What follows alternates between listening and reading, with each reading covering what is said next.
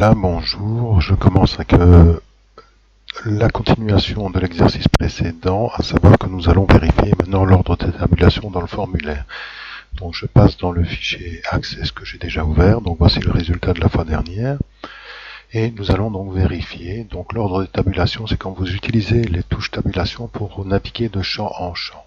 Donc ici dans l'affichage, je peux déjà le vérifier. Donc si je me mets dans le premier champ et que j'appuie sur la touche tabulation, vous voyez le défilement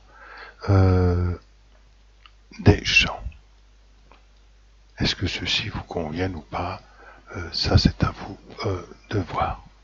Donc, comment est-ce qu'on s'arrange avec la création de cela? Il faut passer tout d'abord en mode création.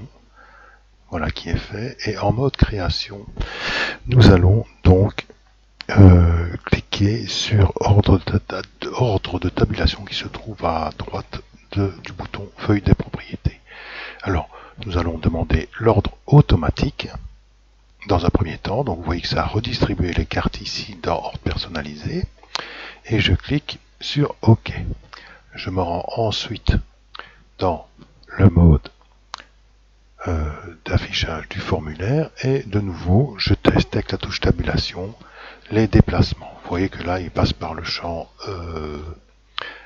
prénom, puis nom, puis civilité, et ainsi de suite. Et puis il passe d'un champ à l'autre, et là c'est complètement désordonné. Alors comment personnaliser maintenant cette orientation?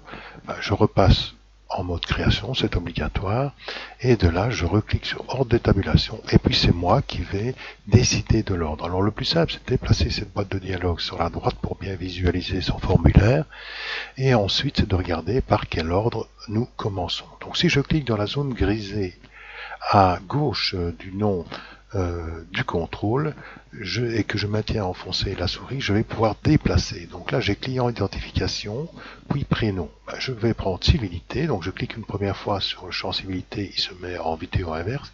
Je clique dans la zone grisée et je le transporte juste après l'identification.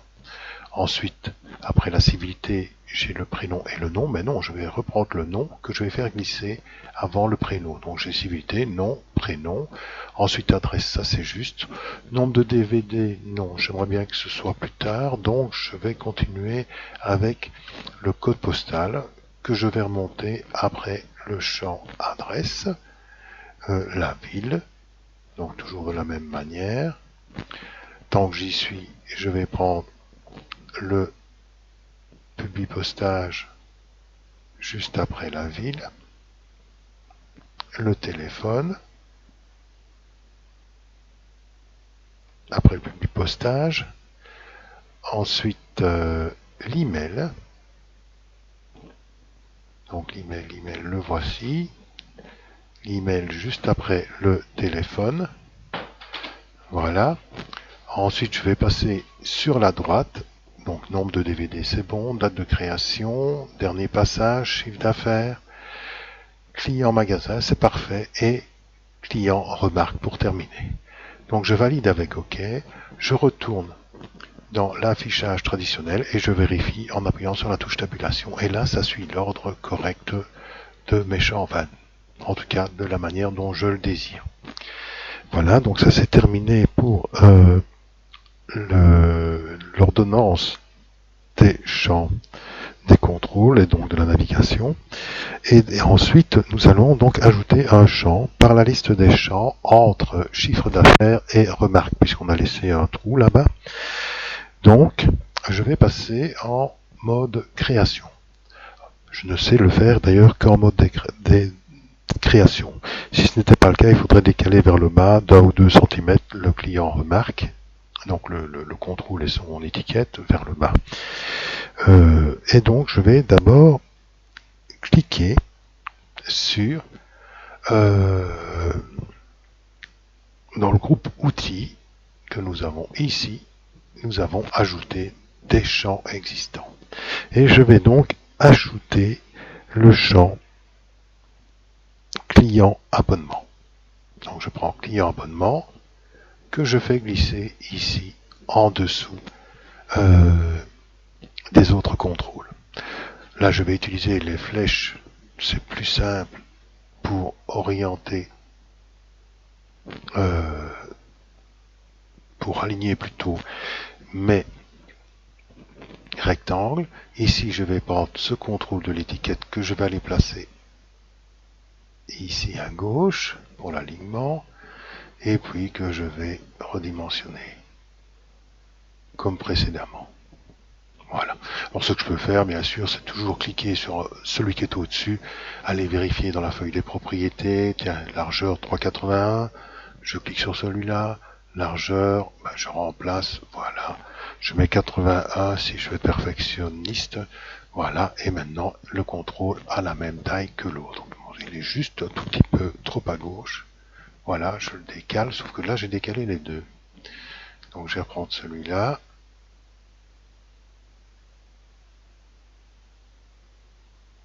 voilà, et celui-là avec sa poignée de gauche, voilà, pour qu'il soit libre, ou sinon c'est les deux qu'on déplace.